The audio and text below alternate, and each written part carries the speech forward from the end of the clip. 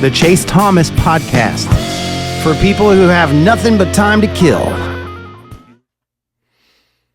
But Matt Green, switching gears here a little bit. Dog bites. History of the the preseason AP top history. Wow, I was right. History of the preseason AP top 25 poll.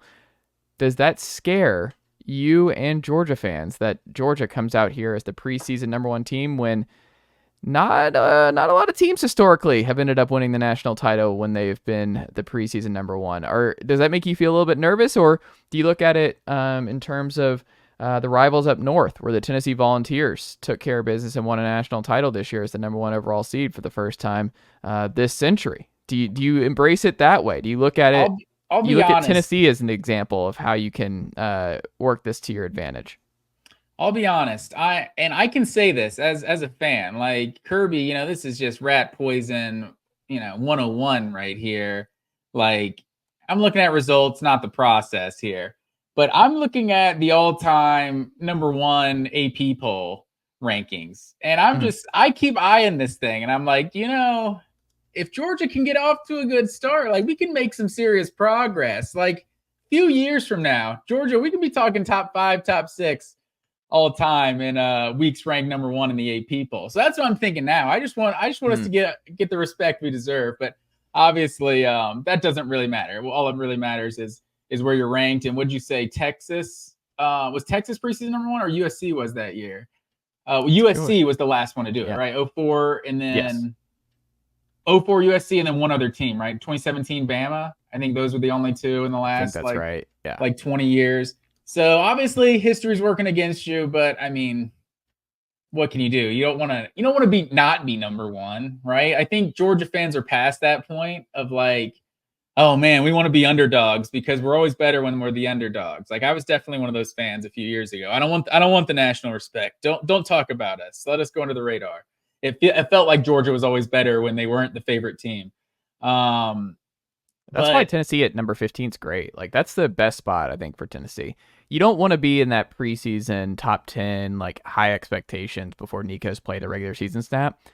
Like, 15 is perfect for Tennessee. Like, right there in the middle, you're kind of overlooked. You're not, like, that's exactly where you want to be. I think that's a great rating for Tennessee, is out of the gate. 15, right there in the middle. Rating for, like, season expectations, too. Like, if Tennessee misses the playoff, but they finish ranked 11th in the AP poll, but there's a couple conference champs that like jump in there and in front of them, it's like, that was not, you didn't underachieve. But if you're preseason like 6th, 7th, which I think some people were kind of hinting at a few months back, like they might be that high. I feel like you saw them like the way too early rankings and stuff. People are just afraid they just don't, like, it's just so funny. Like, I wrote about this where people, and I think we talked about it in this podcast, but it's just funny to me how many people I've talked to on the record, off the record about, like, Nico's legit. I mean, Philip Fulmer was on radio here yesterday and was just like, he's the dude.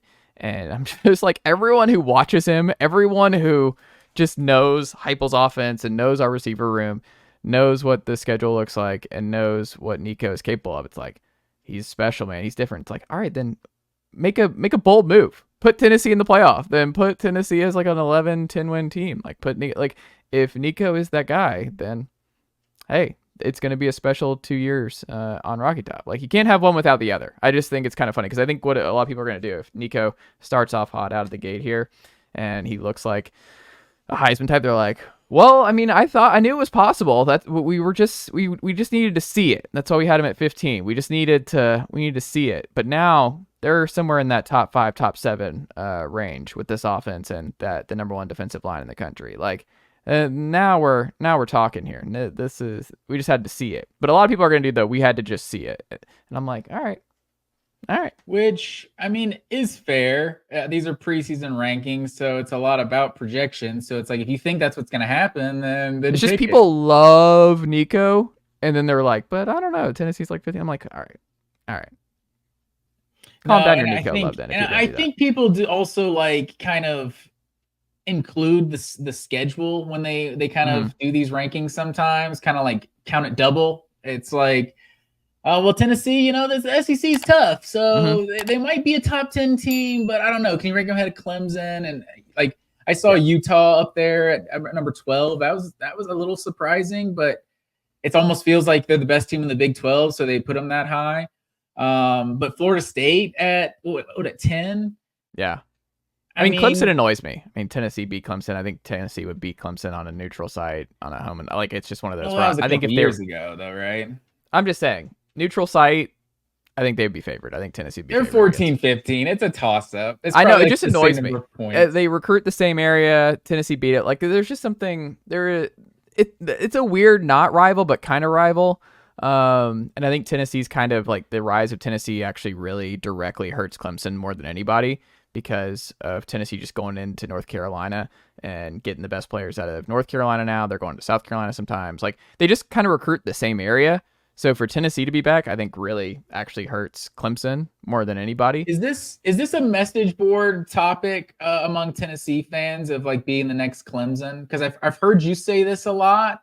And then I've seen on social media, I saw some guy talking about who was Hendon Hooker is the Taj Boyd, and then Nico is the Deshaun Watson, and then whoever the next guy is the Trevor Lawrence, whoever just committed.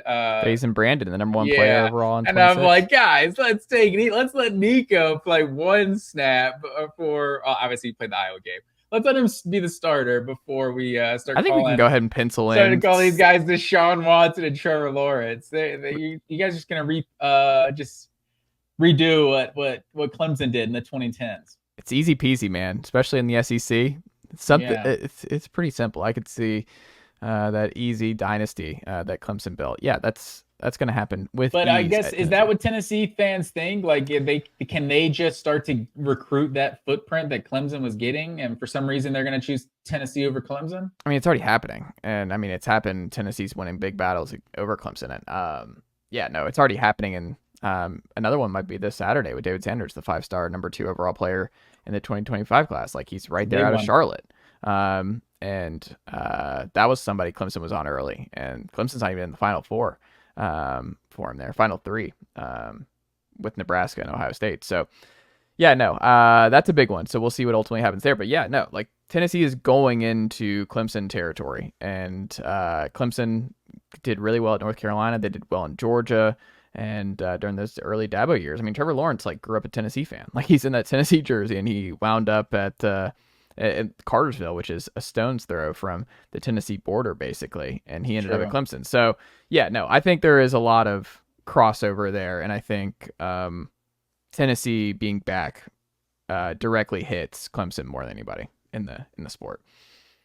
I could see it, and just recruiting Metro Atlanta by itself, like that's a big part of what Clemson was building. Do you feel okay about the wide receiver depth now that RaRa Thomas is officially no longer on the Georgia roster? Matt Green, are you a little bit anxious? Are you a little bit like it's okay? Like, still a tight end heavy offense. The early reports out of fall camp for Georgia is that the running back room is loaded with the Robinsons and Etienne, and Nate Frazier is a true freshman. Like, they're going to have some dudes. And then obviously Dylan Bell being as versatile as he is, like, you still brought in Colby Young for that position. Like, do you feel ultimately okay, or is there still a little bit of part of you that's like, post RaRa, you're like, nicely done, nephew. The Chase Thomas podcast. Hell yeah.